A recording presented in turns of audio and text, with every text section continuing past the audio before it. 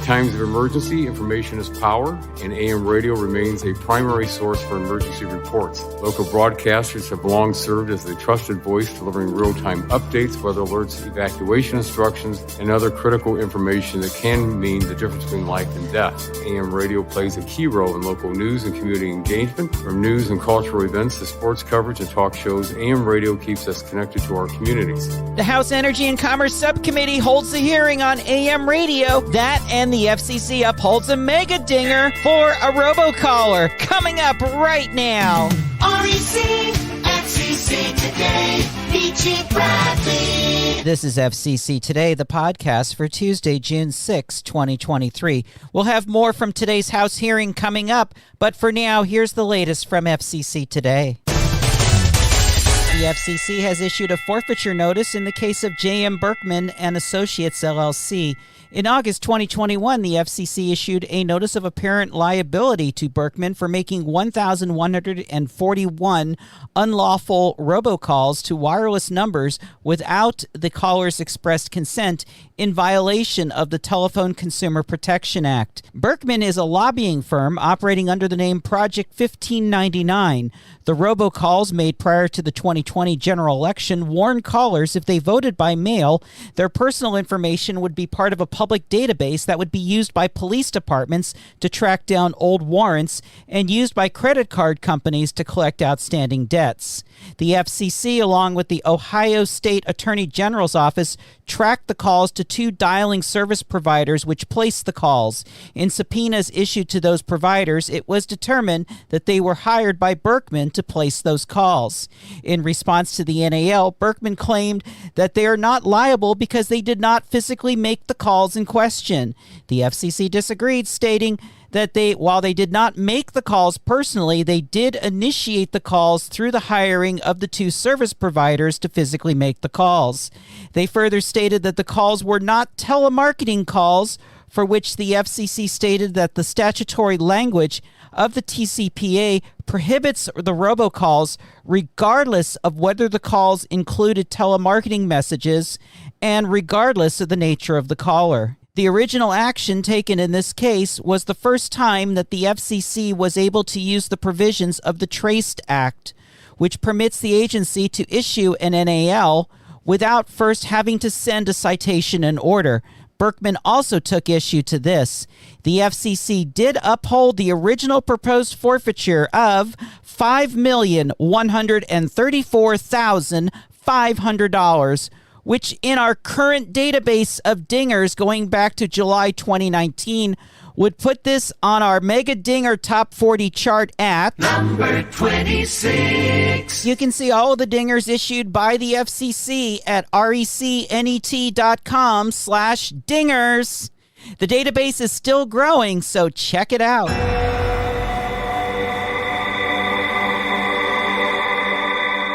In the aftermath of Super Typhoon Mawar, recovery efforts continue in Guam. In today's report issued by the FCC, some cell sites have been restored, bringing the outage total down to 40.7% of the sites on the island.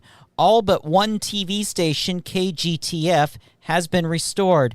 3 FM facilities, KSTO, KISH, and FM translator K290CR, are reported to be down. 1 AM station, KTWG, is also reported to be out of service.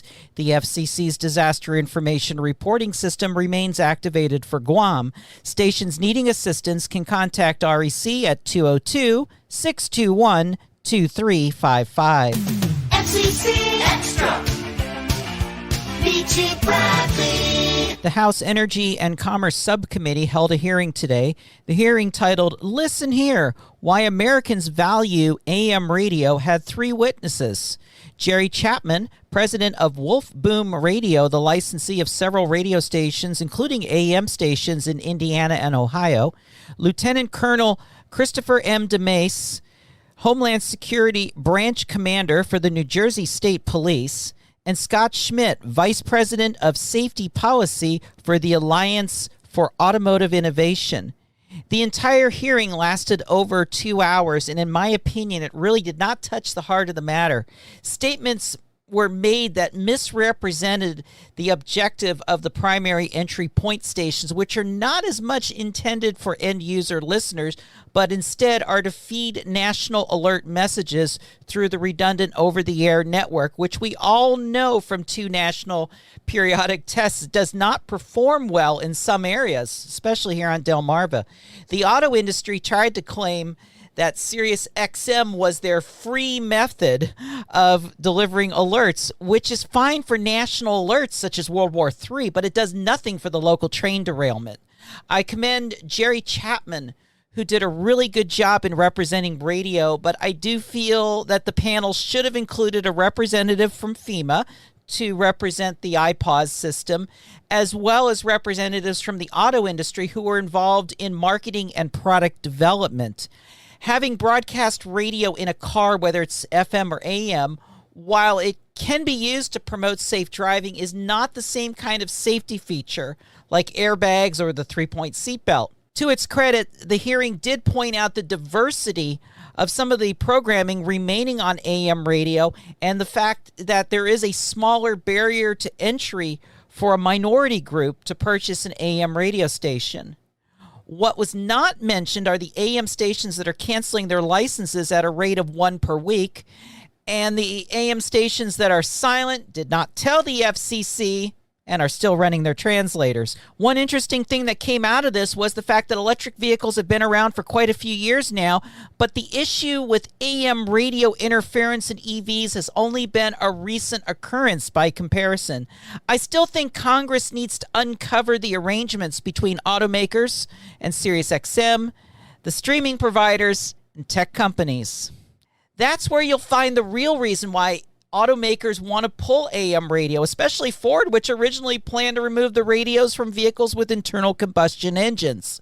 Now, coming up, we have some clips from today's hearing during the examination of the witnesses. Bob Latta, Republican from Ohio. Should vehicle manufacturers be responsible to alert consumers when AM radio, a critical safety function in the vehicle, is not included in that model before it's purchased? Yeah, I mean, unfortunately, I cannot comment on individual what manufacturers can do, but I can certainly reinforce the fact that our members view that there are more options for delivering content and alerts now in vehicles than there ever were, and that we are committed to providing these alerts free of charge to our customers through those vehicles. Mr. Chapman, how do you think the removal of AM radios from cars will lessen the reach and local impact of your broadcast channel?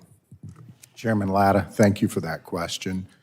It will absolutely impact our reach in a significant way. Most of the radio listening is done in the car.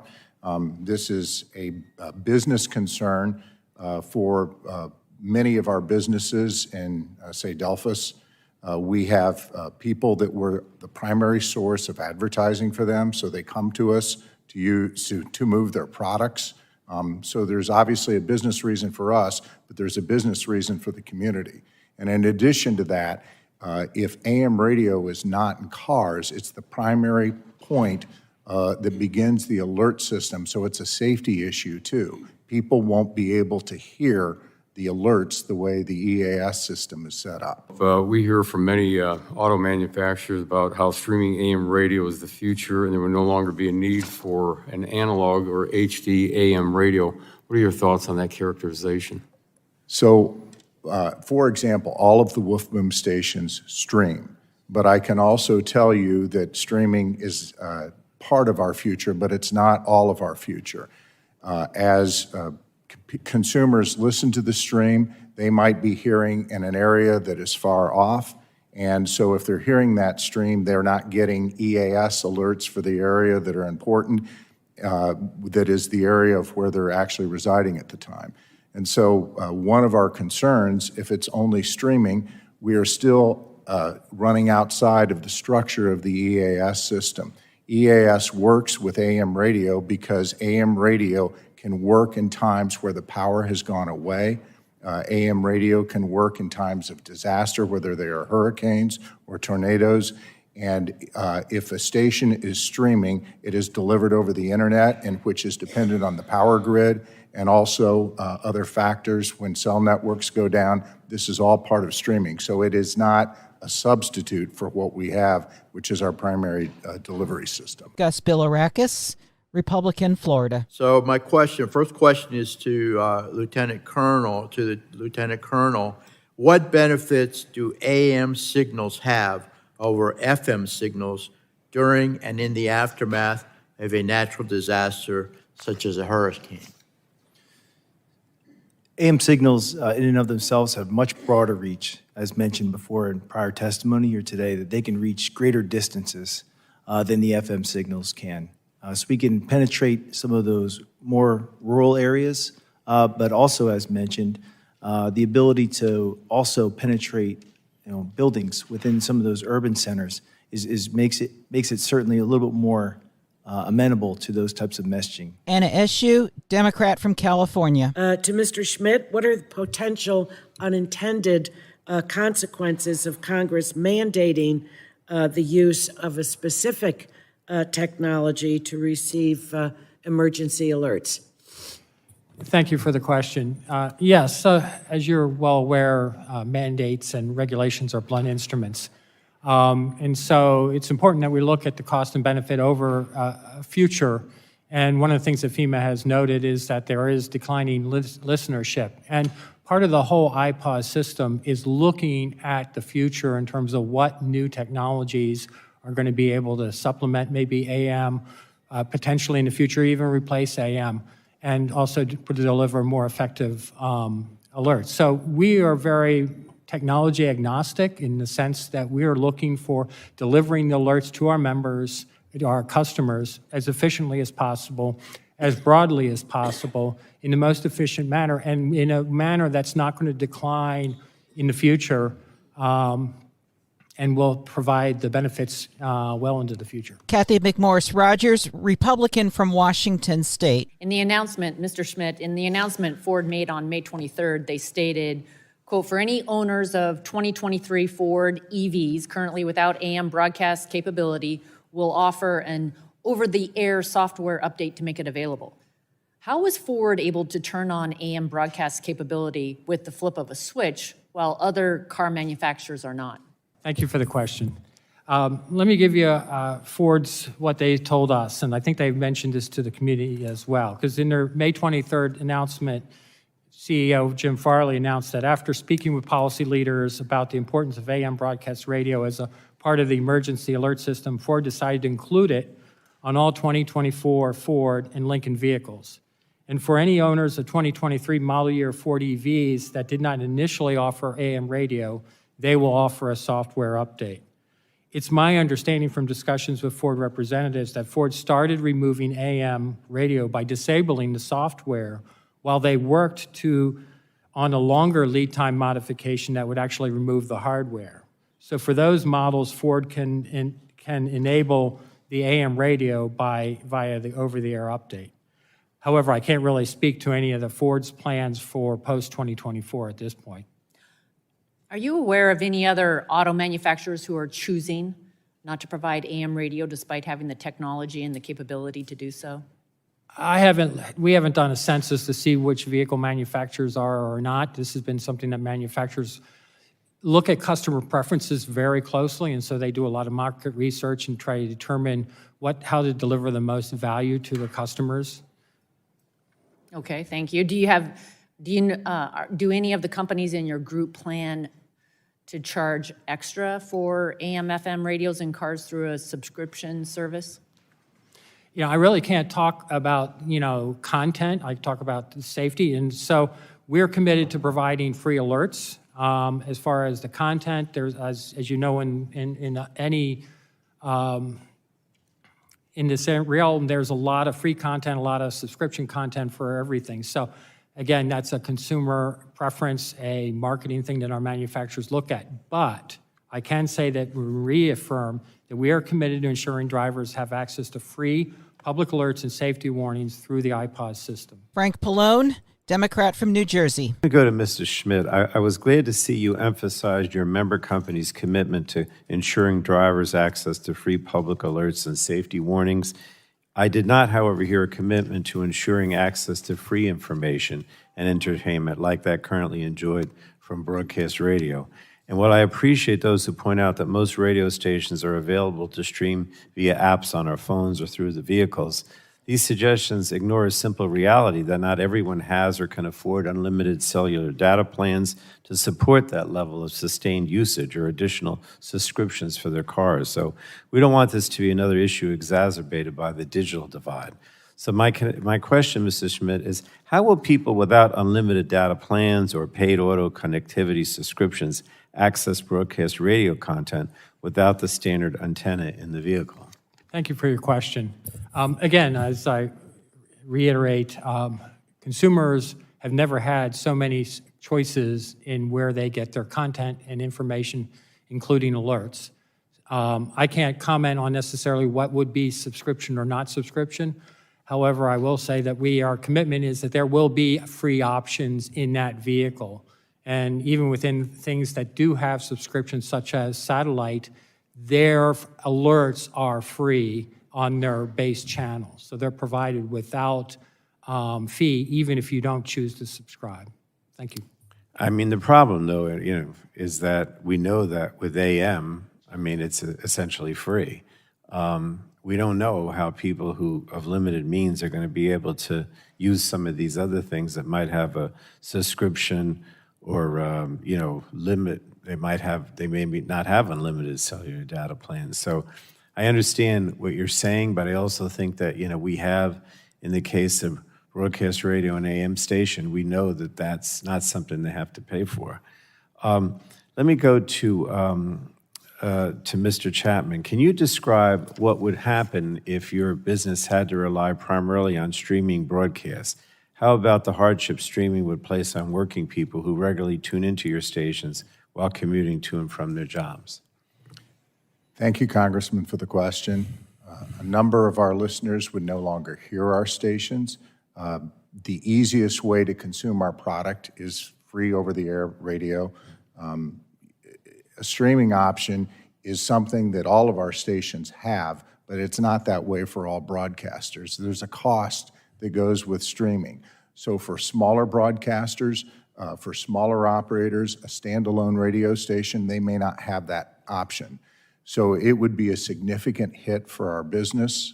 It would lower our reach, and we're talking about safety here. We're not as going to be accessible, but for some broadcasters, it would end their business model. Buddy Carter, Republican from Georgia. Can you explain to me why some of the OEMs plan to keep AM and others don't? What's the rationale here?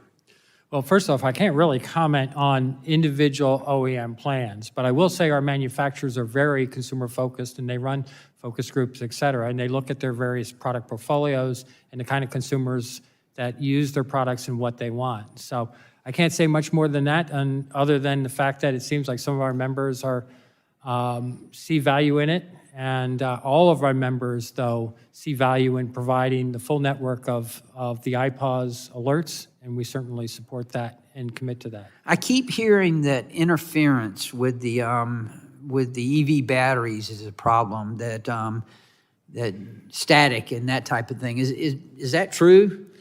Well, in general, AM has issues with static and interference. That's something that FEMA has documented. But I can't say much in terms of very specifics because, again, EVs, even within EVs, are different. They have a number of different motors, different components, different places where they're placed. So I don't have any particular specific information about the type of shielding or the type of recommendations they do or remediations they do in terms of filtering to be able to pull out some of that static. I just got to tell you, I'm a little skeptical of that. I have to believe that, if they really wanted to, they could fix that problem. You've been listening to some clips from today's hearing before the House Energy and Commerce Subcommittee regarding AM radio. The entire hearing is over 2 hours long and is available for viewing on YouTube. We will have a link to the video in our YouTube description. FCC Today. FCC Today, the podcast, has been a production of REC Networks, always on at recnet.com. The podcast is available through Podbean, TuneIn, Apple Podcasts, iHeart, and on the Michelle Bradley YouTube channel. If you're watching on YouTube, please like and subscribe to this channel and hit the notification dinger to be informed of new episodes. Keep up to the minute with events throughout the Media Bureau at FCC.today. If you need assistance with an FM broadcast facility, LPFM full service or translator, call 202-621-2355. I'm Michelle Bradley, KU3N, SPE certified broadcast technologist. Thanks for listening. We'll see you tomorrow. REC.